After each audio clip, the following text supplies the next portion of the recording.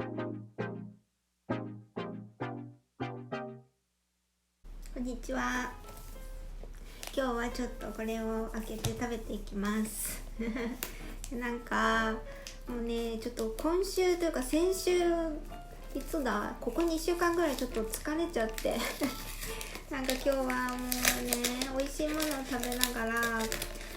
ちょっとゆるい感じで動画を撮りたいなと思って、いつもゆるいじゃんって突っ込まれそうなんですけど、たまに私企画っぽい動画とかもやるじゃないですか。そういう時はね、ちゃんとこう台本やったりしてるんですけど、今日はもうただただこれを食べながら喋りたいんですけど、紹介する前に開けちゃった。カエルまんじゅうを買ったんですよ。カエルまんじゅう、名古屋の名物らしいんですけどね、ハロプロのさ、ハロコンの名古屋の時にハロメンの皆さんがこれを食べてて、中でも私が特に最近気になってるケロンヌちゃんがね、ケロトッツ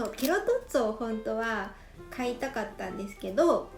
なんかケロトッツォは多分店舗に行かないと買えなくって、名古屋に行かないと買えないみたいで、カエルまんじゅうは売ってたんですよ、オンラインで。ケロンヌって川名凛ちゃんなんですけど、川名凛ちゃんもカエルまんじゅうも好きで、カエルまんじゅうも食べたって言ってたから、じゃあもうカエルまんじゅうでいいやと思ってカエルまんじゅうを買いました。で、季節限定お芋あんです。可愛いでしょ。ケロンヌ、めっちゃケロンヌだよねこれ。じゃあ開けていきますよ。じゃじゃん、かわいい。これちょっと青柳総本家さん、読み方合ってます青柳総本家さんって言うんですけど、これがカエルまんじゅうです。カエルまんじゅうです。今日はカエルまんじゅうを食べながらコーヒーも入れたので、カフェオレ飲みながらちょっとゆるくおしゃべりする動画です。ちょっとお行儀悪いけどちょっと足疲れた。もうなんかいや、疲れたっていうのは、ちょっと仕事も忙しかったりはしたんですけど、なんかどっちかっていうと精神的っていうか、オタ活で疲れたんですよなんかハロプロいろいろありましたもんね、発表がね。なんか、私特にアンジュルムとジュースが好きで、ハロプロの中でなんかアンジュのカッサーの卒業が決まってるから、なんとなくこうカッサーの卒コンが近づくにつれて、なんかだんだんね、喪失感というか寂しさが出てくるっていう覚悟をしていて、でもなんかそこで佐藤正樹ちゃんの卒業が急遽発表されて、でね、その後にジュースの金沢智子ちゃんの卒業がこの間発表されたじゃないですか。もうちょっとその金友の卒業について話すんだったらもう今遅いと思うんですけど、 YouTuber としてだいぶ遅いこの時期に動画上げるのって思うんですけど、なんかちょっと疲れちゃってたからあげなかったんだけど、今日はね、ちょっとカエルに助けられながらその話をしようかなと。食べます。最初。まずカエルまんじゅうの味を皆さんにお伝えします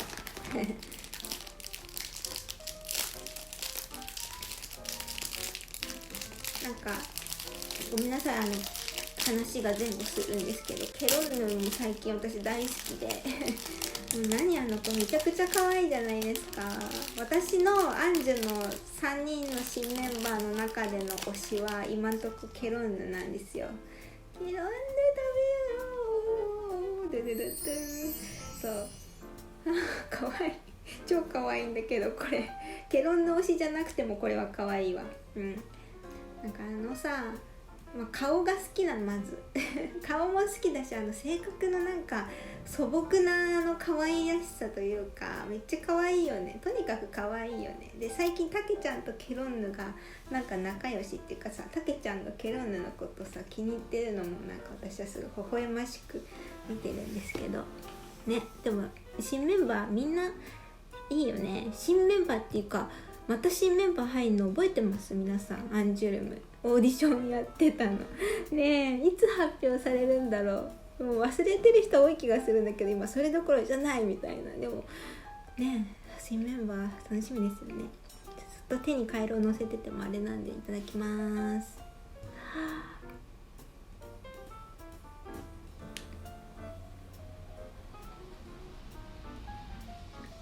おいしい。うん、すごいぎっしり入ってる、あんが。すごい美味しいから、すごい水分取られる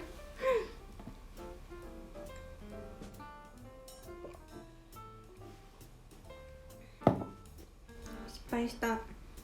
さっき手にカエル乗せてる時にサムネ撮ればよかっ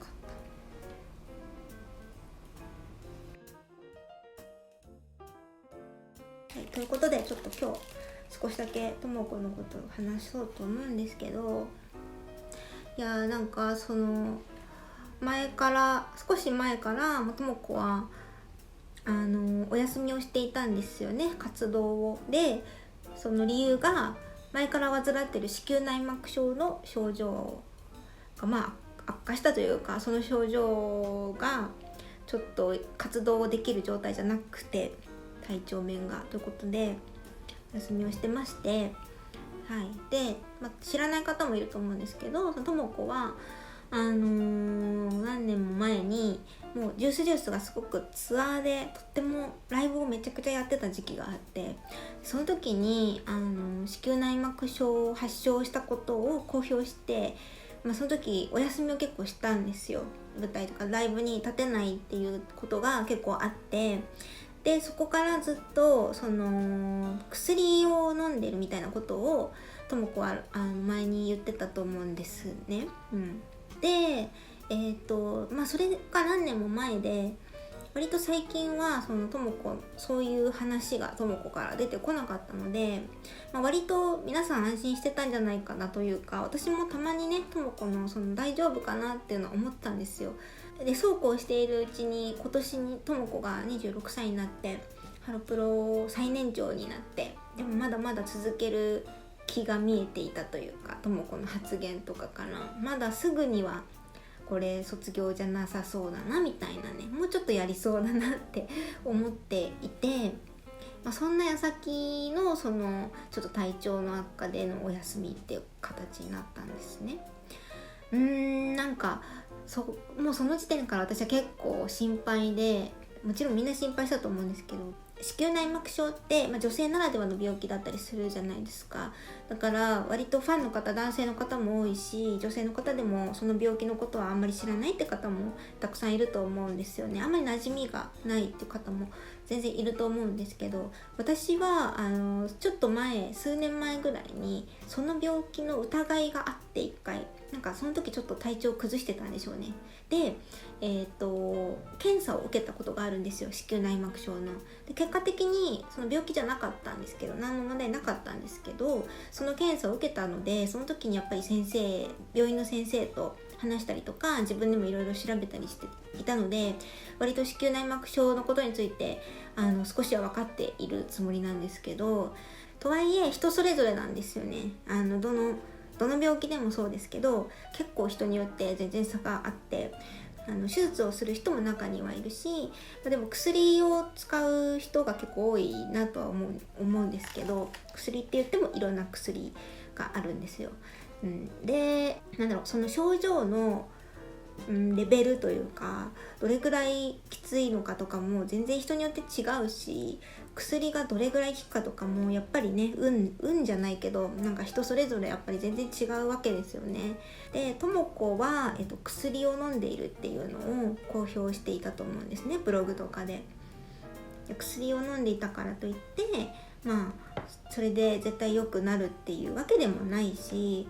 その子宮内膜症になった人は、よく言われるのは、その月経が来なくなれば回復するっていうケースが多いんですよ。でもそれってともこに、その20何歳のともこには現実的じゃないじゃないですか。それってその月経が来なくなるみたいなことって現実的じゃないと思うんですよ。ってなると、やっぱりその薬とうまくお付き合いをしながらっていう感じ、それはともこが言ってたことですけど、でそんな中、この何年間ぐらいか、ここ最近は割とともこからそういう話もなかったし、お休みするとかっていうこともなく、もちろんね辛い時あったと思うんですよ。けど何とかやっていったんでしょうね。での活動休止っていうことになったので、おっとこれはちょっと本当に心配だなって思っていて、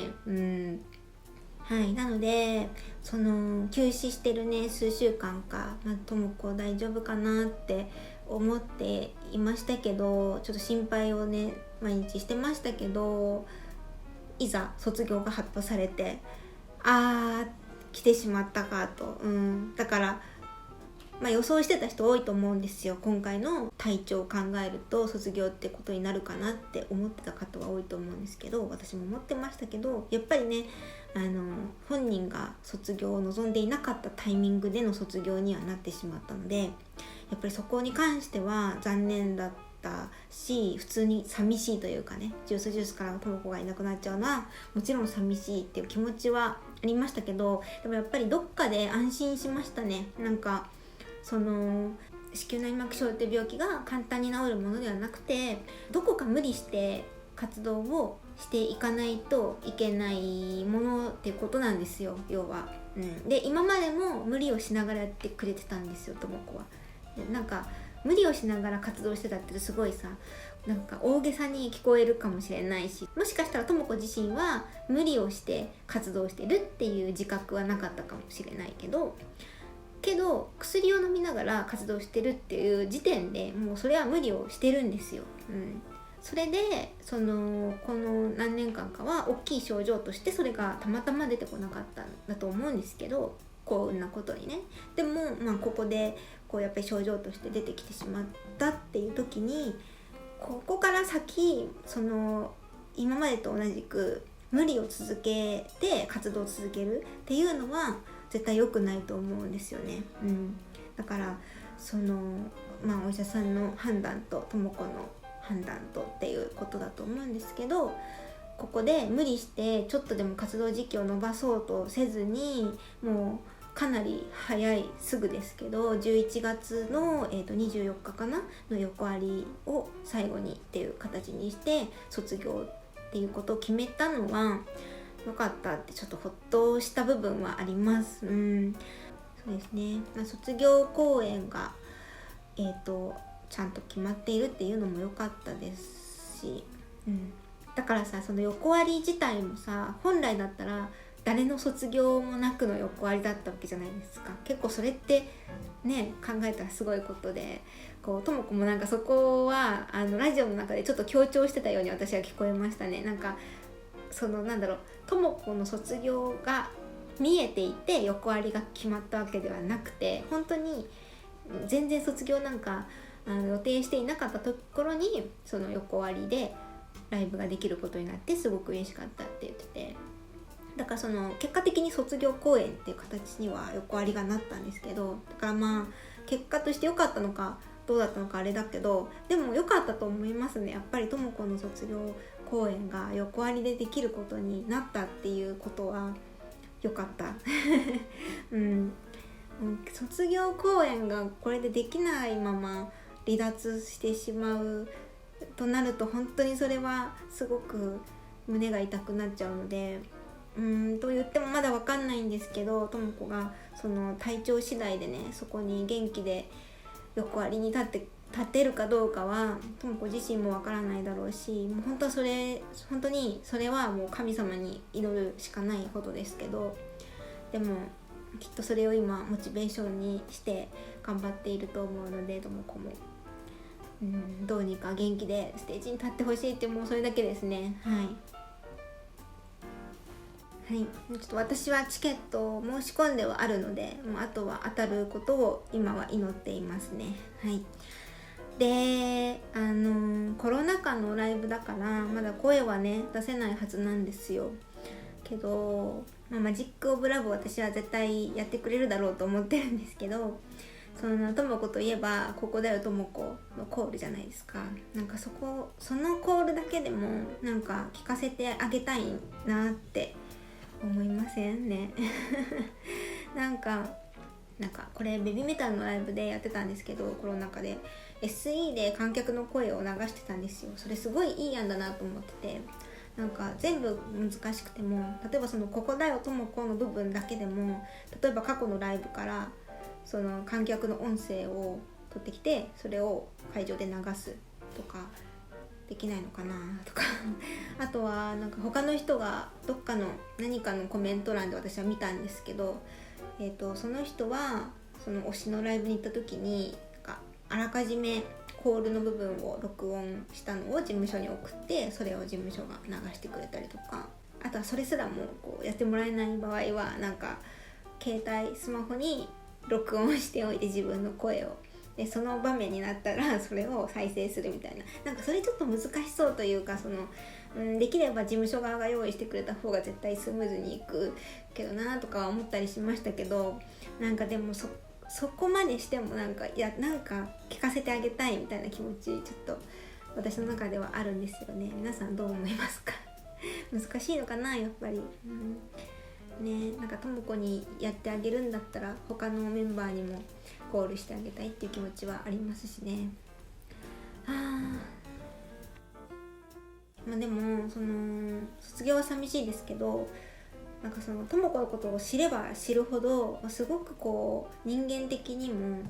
とても魅力的な人で、なんか歌の部分に関しても私は最初は声質がすごく特徴的で、なんかアイドルじゃないみたいな歌い方だなっていうのが私の第一印象ではそうだったんですけど、なんかでもこういろいろとジュースをずっと見ていく中で、なんかそのともこの歌のなんかとっても安定感もあってパワーもあって、で、ソロでね曲も出してますけども、なんかソロがとっても似合うというかね、こうソロになっても絶対にうまくいくだろうなっていうこう確信に近い想像ができるメンバーだなってずっと思っていたので、そのともこがまだねその自分の体調と相談しないと決められないけど、こう意向としてはソロになりたい、ソロでやっていきたいっていう意思を示してくれたのがすごく嬉しかったですね。だからでもその無理はもちろんしてほしくないから、本当に全然急がなくていいよっていうかなんかもうあんなにさ、だって何歳になっても大丈夫な人、なんて言ったらいいんだろう、焦る必要がないタイプの歌手だと思うんですよね。若いうちにっていうのが普通だけど、ともこに関してはその正直何歳になってもあの人はいい歌が歌えると思うし、ともこの年齢関係なくファンがつくと思うんですよ。そういうタイプだと思うんですよ私は。だから全然焦らずにいつでもともこのタイミングでソロでね活動してほしいなって思ってますね。私のなんかダラダラとした雑談というか今の気持ちを聞いてくれてありがとうございました。皆さんもよかったらご自由になんか気持ちでも何でも書いていってください、コメントに。はい、ということで今日も見てくれてありがとうございました。See you